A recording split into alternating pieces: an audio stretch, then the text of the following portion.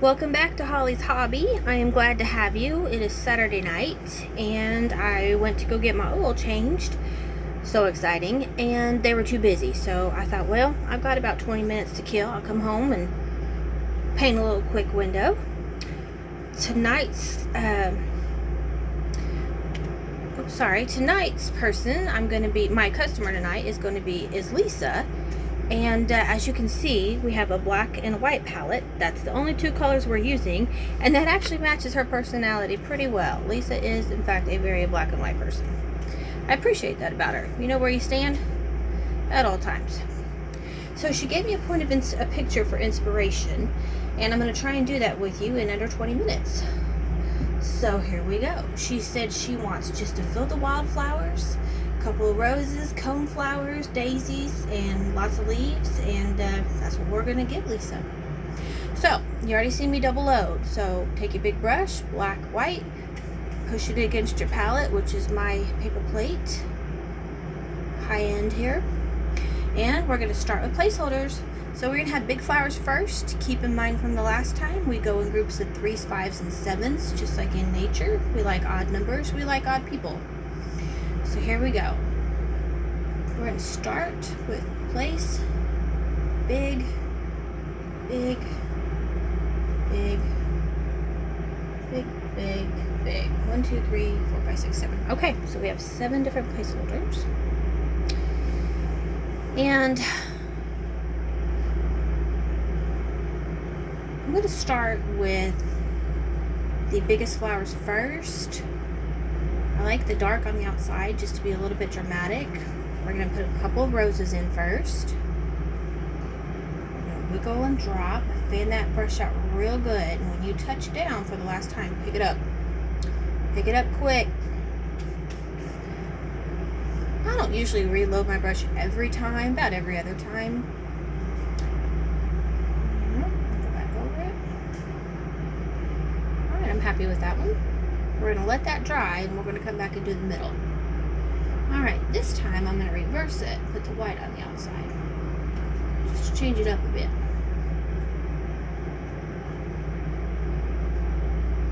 Wiggle and drop. Wiggle and drop. I don't know about you, but we just got done with hay in the field, and that means my husband is dog tired and probably grumpy. That's a hot job to do. I don't envy them farmers. Being a farmer's wife is hard, but being a farmer is extremely hard. But thank God we have them, correct? You have a farmer, kiss your farmer today. Alright, I'm just moving over to a different window, paint real fast. Let's see if we can catch that. The whole thing here. We're going to finish this whole 6 panes out, and I'll get back with you in a minute. In the meantime, hold tight. I'll be right back on this one. The reason for that is because I'm actually at my mother's house, and she is in the room watching, and she does not want to be on camera today, as she is filling up her hot tub and has been scrubbing on it, and she says, in her words, she's gross. So we will respect those wishes and finish putting out our placeholders of the large flowers, and then I'll get back to you.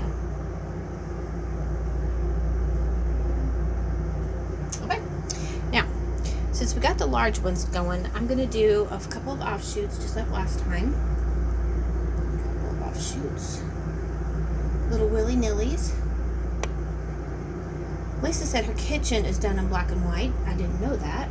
I can see that about her. She likes ginghams and checks. And when she asked me to do this, I did not know this was her anniversary.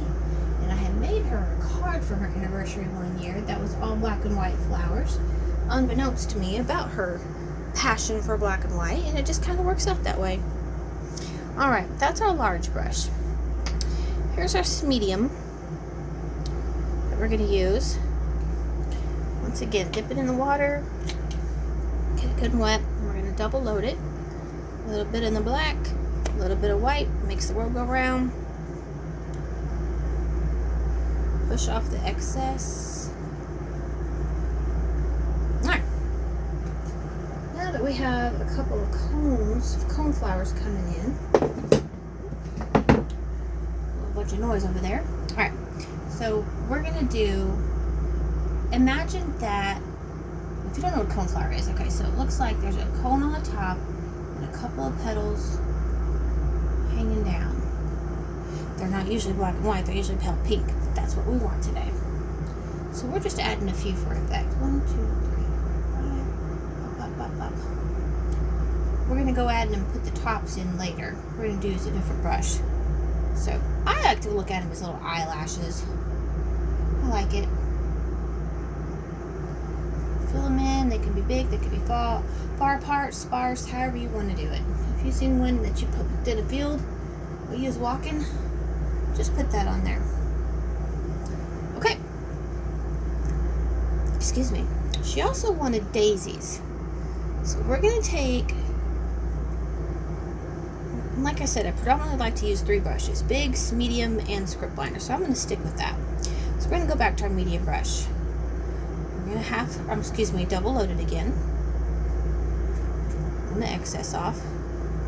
When you see a daisy, the he loves me not flowers, you're going to touch, pull, and jump off. So touch, pull, off. Touch, pull, off. You're just going to make your way around. And pretty soon you'll have a daisy. A drop daisy. Isn't that simple? Alright, I like it like that. That'll leave me a little bit of room for a leaf here in a minute. So let's put 1, 2, 3, 4, 5. We have 5 items there. 1, 2, 3, 4, 5, 6. I'm going to try to go for 7 here. So let's put a little daisy, and I'm going to invert it. So we're going to do touch, pull, touch, and pull. Please keep in mind, there is nothing perfect in this world, in nature especially. So don't be hard on yourself. Just enjoy it. Just enjoy your day. You get a little time by yourself to get away from the kids, job, hubby, family, whatever it is. Whatever that's stressing you out. You come in your little inner sanctum and you start painting and it'll be gone. Okay. So we go in stages. This backdrop has to dry, this backdrop has to dry before you can get to the next step, which is just like a back building. So we do the background, the middle ground, the foreground. And the background is, of course, in the back, middle is middle, 4 is right up front, what's closest to you. Later on, we'll talk about perspective in another video that'll tie all this together. So this is dried to the touch for the most part. I'm going to go ahead and start building my roses up. Alright. Since you have white on the outside, we're going to put white. Whoop. White.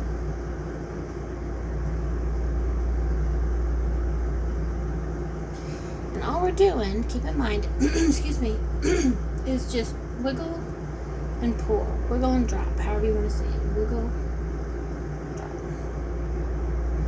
That wiggle is what gets it. It looks so good, especially, man, I would have thought about this. I'd have done this on a black canvas as well, but she did give me this old window, said she specifically wants it painted on this window, and I said, well, sure, I can do that. Why? And she said her whole story, which I'm going to share now. So, we're going to switch our brush around, flip it around, because the black's on the outside, so we're going to bring it back on the outside. Anyway, the reason why she wanted her window painted specifically, this one, is because, so she's got a boyfriend, and they don't want to get married ever. They just want to be happy together. Got it? Okay. So he had a bunch of acreage, and it was like a homestead, and I guess he ended up moving in with her because she's got an amazing house and they're in love. And so he's going to sell his homestead, and this is one of the windows from his childhood homes. So she wants to hang it in their kitchen so that he'll have a little bit of his old home in their new home together. And I think that's just precious. So I was happy to oblige. Alright, this, do you remember last time we told you the C and the U? So a C and a U, a C and a U. That's what we're going to put on the inside to cover up this to make it the rosebud. So C and a U. And then one down below, and remember to turn your brush. If the black's on the outside, it's got to be on the outside of the bud too. Or it'll just, you know what'll happen? It'll just disappear into itself. You won't be able to see any deviation. There you go. Okay, we're almost about to wrap this up. So I like to add a couple of little floating petals, rosebuds, kisses, whatever you want to call them. Just filler, like I said. I'm not very careful in this part. I call it creative freedom. I like that she didn't clean the window. She left it kind of dingy, dirty, and I appreciate that. I like it. Okay, so now we're going to start adding leaves. Make sure the customers got what they want. They got daisies, coneflowers, and roses. So we're going to start finishing up our flowers and adding leaves. So I dipped back into the big brush, and I'm going to start adding my big leaves. So we make a V. You can turn your brush either way you want. It doesn't matter on something like this if it's black and white. So make a V. And that's going to be your starting point. And you just wiggle. Oops. And pull it. Alright, we're going to let that dry, and then we're going to go over it again. Same thing here. Make a V. Wiggle it. Pull it. Wiggle it. Pull it. Okay. First, we want some big leaves. I'm going to do 3 on this one. I like that idea. And I'm actually going to invert it. Leaves, I'm going to make those the opposite.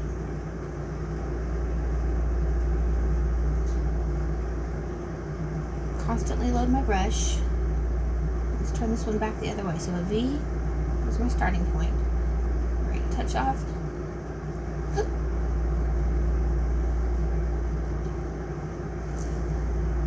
My mom is going to step out and go check on her roast.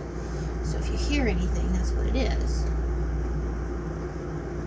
She, by the way, is the one who introduced me to painting a long time ago. Like, gosh, 3rd grade, I think it was. She took art lessons with this lady named Sandy and let me tag along with her.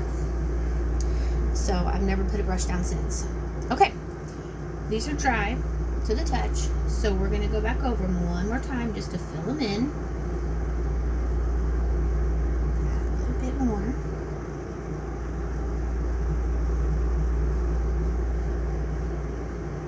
Alright, one of those, what's this one? Paint's usually very forgiving. People get so scared of it, but I promise you, you just get in there and piddle with it, and hell, you might come up with more ideas and more techniques than what's already out there. You don't know. You gotta try it. Okay, well, we're waiting that to dry. We're gonna take our script liner, which is that inky skinny brush. Looks like this. And you're gonna get it sopping wet.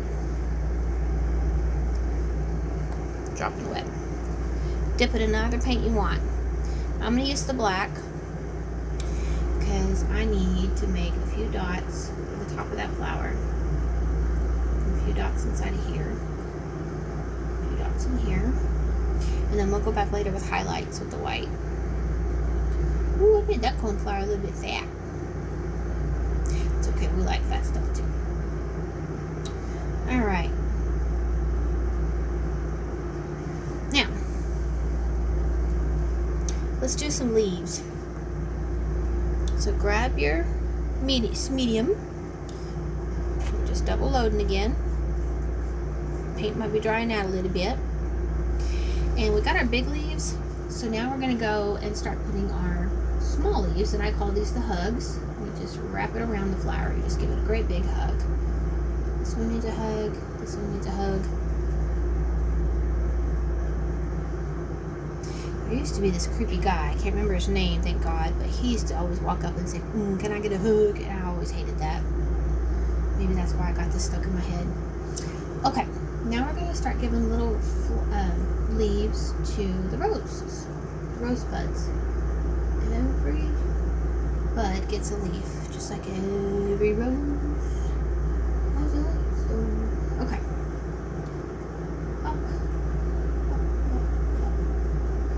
And as you can clearly see, there is no exact science to it. I just put it wherever my heart desires. Alright, I'll touch one here. Yes, I did just give a leaf. But I challenge you, go outside to a garden or go pick something, go look at it. It is not perfect. That is not in my repertoire. I've never been perfect. Boring. Alright. We are getting to the base of the co-flowers and whatnot. And once again, still using my medium. I'm just going to drag and drop the stem. Put it right through those flowers that are already existing. They're going to interconnect anyway, so I wouldn't worry too much about the placement of it. Now there are some pictures that you're going to have to think ahead and do placement and think about how this tree leans this way and that tree leans that way, but these are just wildflowers growing in a window pane, so I'm not that worried about it. Okay, last part. We are almost done. We are 16 minutes. Let's get our paint good and inky stinky. And we're going to start connecting. So anywhere there's a flower and a leaf, I want you to make it kiss that big flower. I want you to make it touch. It could be a big stroke, small stroke, it doesn't matter. Get your your paint good and watery and runny. You may have to dip it in, mix it a couple of times. You'll get the consistency eventually. You'll figure out what you're comfortable with it and not. My mom, seeing as she's out of the room, I won't talk trash on her. So she is a perfectionist. She will criticize and critique and make sure every flower touches and everything is just so. We could not be more opposites. Thank God there's a lot of grace and love for each other. So. Alright, we're going to come down here and do the same and just start connecting these flowers. Every rose, every flower, every petal gets connected to one another somehow. Here's a big one. It's going to jump shoot to each leaf, each petal. Just makes it all join. That way nothing's floating out by itself. Get this little coneflower touching.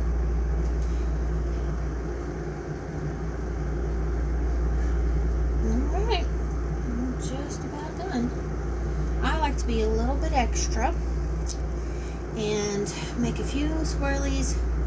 Let's look back and see. So this one's more over here on the right, this one's more towards the left. So I'm going to put some offshoots just to balance it.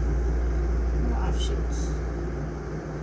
Swirlies are my favorite. I would suggest highly getting a piece of paper and just practicing only swirlies. And then you'll have a whole page of swirls at the end, and then you can write somebody a little note with it. Alright, final step. Excuse me. Sign it. H. Once again, just kidding. H.